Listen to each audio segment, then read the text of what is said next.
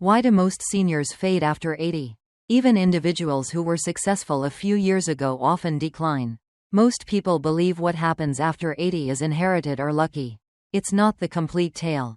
This video examines 5 unexpected explanations, often neglected and rarely discussed. They explain why many older persons struggle to live long and healthily over 80.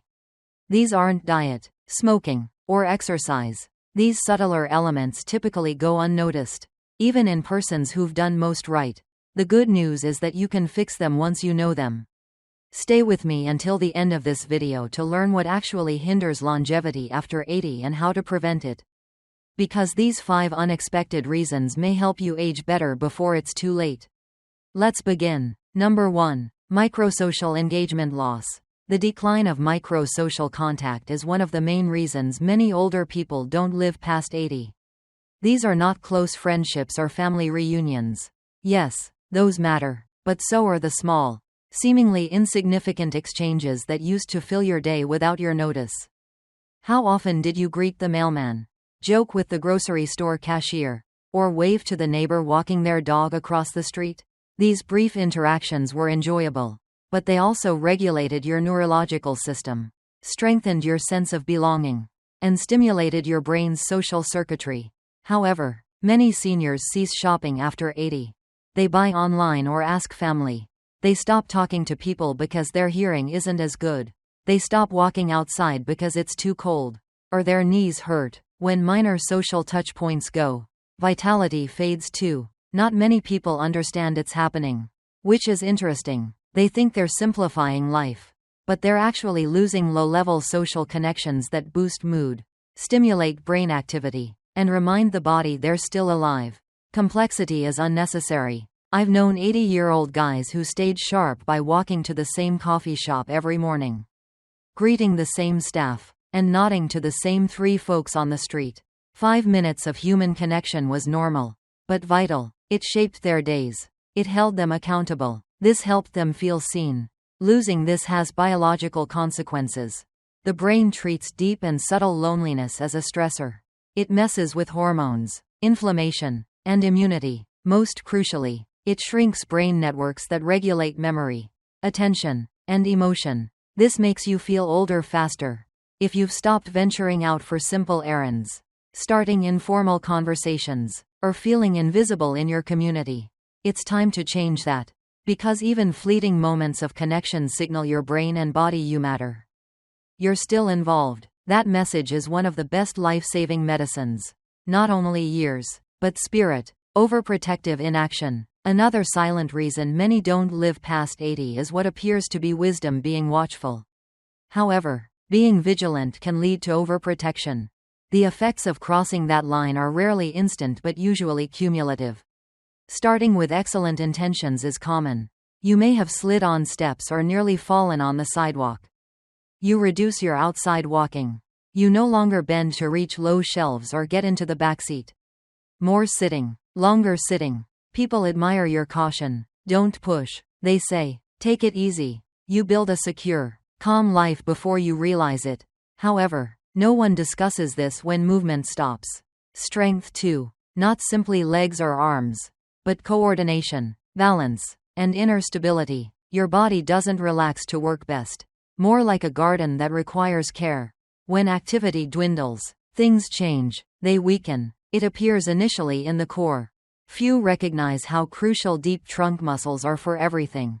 Walking, lifting, standing, even getting up. Muscles diminish after a few weeks of inactivity. As they diminish, your balance worsens. You wobble. Cycle deepens. Walter, 82, quit walking in the evenings after slipping on a rainy day. Scare, not shattered bones, but the scare was enough. He moved from exercising a mile every night to watching TV most evenings. In 6 months, he lost 10 pounds of muscle. He had jelly legs. His doctor warned him, but the harm was done. Walter continued despite weakness. Stopping made him weak. Not that you should overlook actual risk. Consider using handrails, stable shoes, clear walkways, or a cane to defend oneself. Managing risk is different from accepting it.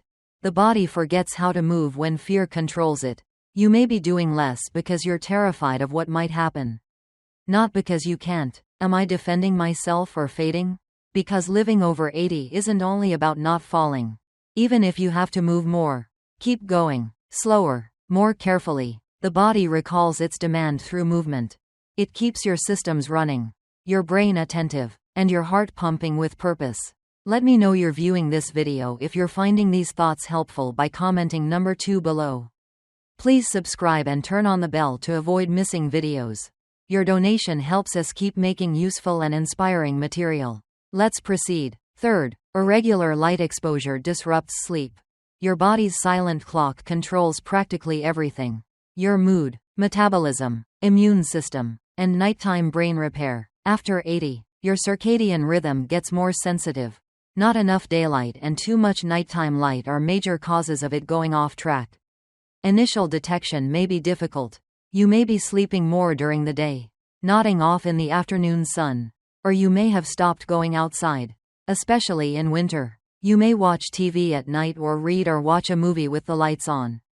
Each shift may appear innocent, but they subtly confuse the body about when to remain attentive and when to rest. The body regulates itself with natural light. Bright morning light wakes your brain to move and deliver energy where it's needed. Nighttime darkness releases melatonin, a soothing hormone that prepares you for deep restorative sleep. However, when your eyes don't get enough natural daytime light or evenings are bright from screens or bulbs, your internal signals are confused. You may find it harder to fall or remain asleep. You may wake up drowsy after 8 hours of sleep. You may feel tired or forgetful all day. Sleep disturbance affects more than energy over time. It impairs your immune system, lowers your mood, and accelerates cognitive decline. Natural vitamin D production occurs when skin is exposed to sunshine. After 80, the skin's ability to produce vitamin D declines, making outside exposure even more important. Your bones, muscles, and immune system suffer without it. Helen, 84, was exhausted and disoriented when we chatted.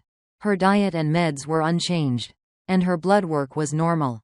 The turning point? Her doctor advised her to sit by the window with her blinds open for 20 minutes in the morning and turn off her screens an hour before bed. In 2 weeks, her sleep improved. So did her memory. So did her mood. Not a new pill. It was light. You should change if you spend most of your time indoors with the blinds shut or if your evenings are filled with phone or TV blue light. Try to get outside within an hour after waking up, even for a few minutes on your porch. Allow dawn light to bathe your skin. Evening, dim the lights. Prepare your body to relax. These subtle beats are survival, not comfort, because many don't recognize that the body ages from disorganization and out-of-sync systems as well as wear and tear. Restoring your light signals, sleep routine, and everyday rhythms restores structure. That tells your body we're on time at 85. Still moving, we're alive. Fourth, loss and isolation-induced emotional repression. Many persons in their 80s have suffered more than most younger people can comprehend. Wife, sibling, longtime friend, occasionally child. The outside world may give condolences, but it rarely acknowledges how much those losses build in memory and body. After 80, sadness and emotional suppression are common. It's the steady, silent habit of swallowing the pain instead of expressing it, of feigning strength because you think you should be used to it or because no one else understands what you've lost. Truthfully, the body remembers. Grief doesn't dissipate when not processed, spoken, shared, or felt. Got stored. This emotional weight becomes bodily over time. It impacts immunity, digestion, and sleep. It alters hormones. It maintains tranquil nervous system stress. The hardest aspect is that it's silent. You may appear relaxed. You might say you're fine, even if you haven't talked about it in years. Grief may be the cause of your heavier shoulders, shorter breathing, and diminished spark, which has made you feel like you no longer are. I recall George, 86, who lost his 60-year-old wife. Not crying, he stated it wasn't his way, and he was okay. Within a year, he lost weight, stopped going to the senior center, and had difficulties sleeping. His body was holding sorrow it had never been permitted to express. Not disease. You see, emotional suffering may be harmful without being dramatic.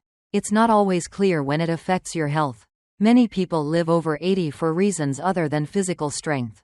This is emotional ventilation, being able to express sadness, anxiety, and longing safely. It's saying I miss her, am furious, or feel alone without being criticized. That release helps the heart breathe anew. Once the heart can breathe, the body can mend. That's why long-lived people have outlets. Possibly a trusted friend, possibly a journal, faith, a community organization, or a therapist may help them unravel decades-old stories. The principle is the same regardless of form. Expressed things can change. Buried stuff festers? In case you've been hoarding something because you didn't know where to put it. Create room for your life, not simply your emotions, because the heart can only take so much before silently shutting down. You must let it feel to live over 80, not simply breathe. Let me know you're viewing this video and finding these thoughts useful by commenting number 4 below. Please subscribe and turn on the bell to avoid missing videos. Your donation helps us keep making useful and inspiring material. Let's proceed. 5th, slow, daily purpose loss. The gradual loss of something we take for granted until it's gone is one of the most inconspicuous reasons many individuals don't live past 80. Daily goal. Simple life aim, not complex intellectual one. The sort that gets you up in the morning with something to do. Somewhere to go, someone to see. Dramatic purpose isn't needed. It can water plants before the sun heats them. It may be feeding the cat outside your door. Writing to your granddaughter or mending the back gate hinge are examples. However, when these little patterns go in mornings and evenings pass without much to think about. Something inside shuts down. The body obeys thought. When the mind loses motivation, the body follows. Without purpose, appetite declines, locomotion slows, and health-regulating systems go quiet. Not broken, just waiting for a reason to turn on. It happens slowly, making it easy to miss. Maybe your weekly bridge game was cancelled. Maybe the church stopped gathering. Perhaps your family visits less or your volunteer work halted when your knees hurt. You tell yourself it's normal and part of aging. You sense it deep down.